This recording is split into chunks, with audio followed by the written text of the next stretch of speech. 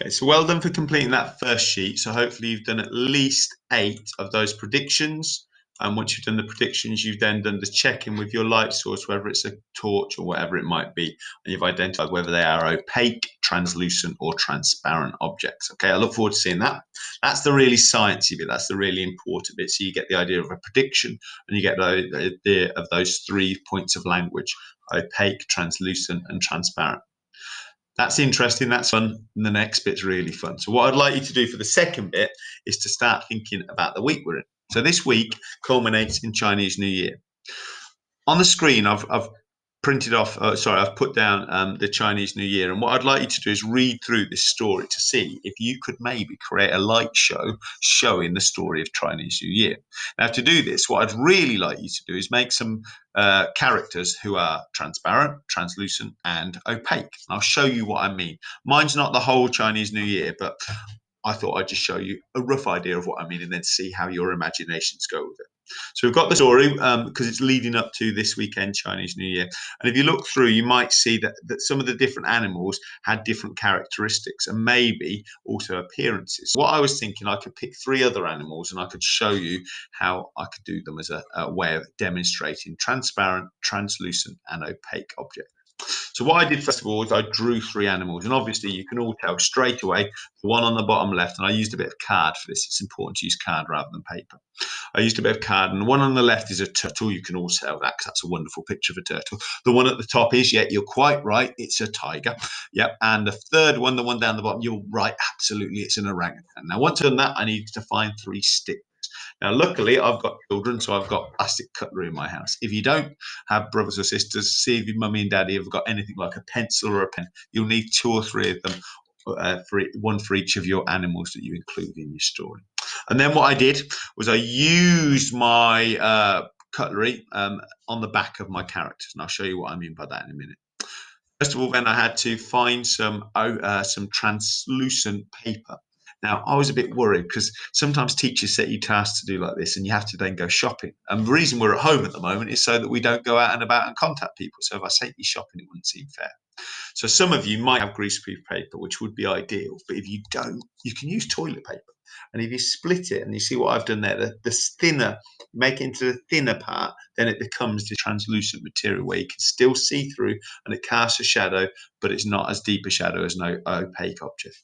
Okay, if you do have greaseproof paper, that would be even better. And you also then need some transparent paper, some paper that you can see all the way through. Okay, so you've got those objects.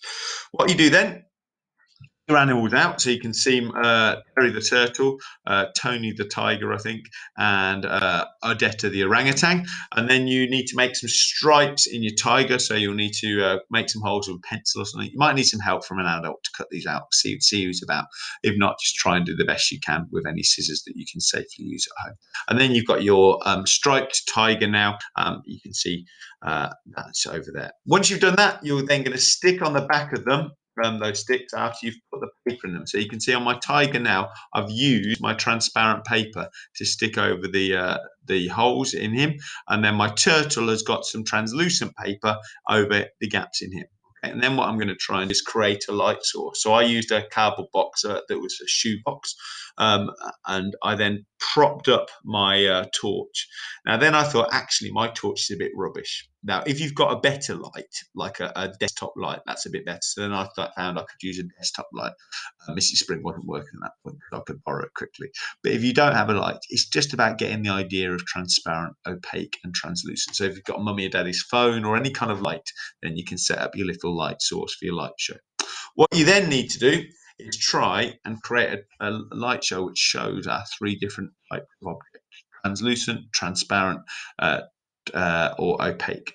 If you can, do it to the story of the zodiac, the Chinese zodiac. But if you can't, just do it about what you fancy. That's kind of what I did with my tiger, my tortoise, and my orangutan. So here's my story. See what you think as we play it.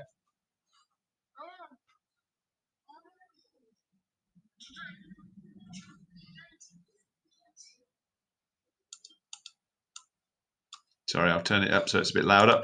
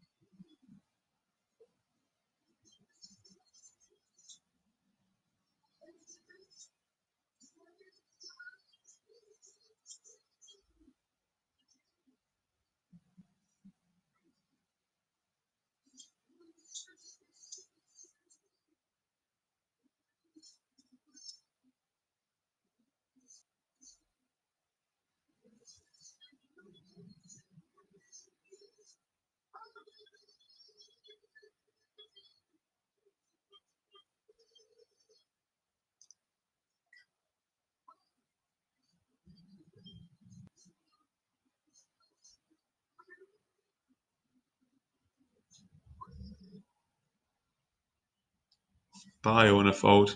So Ornifold was a bit much, wasn't he? He does come into my lessons sometimes, Ornifold, and just pops up and suddenly thinks it's all about him. It is about me. It is. However, if we leave Ornifold out of it, what I'd like you to try and do is do either some photos or a little video showing some animals made that are opaque, translucent, and transparent, and send us them in. I'd love to see them. Mrs. Ashford, Miss Ashford, Mr. Day would love to see them as well, and Mrs. Hand. So give us a go at those. We can't wait to see them, as well as your predictions. Thank you very much for listening so well, years 3, and I can't wait to see them too. Thank you, guys. Bye bye.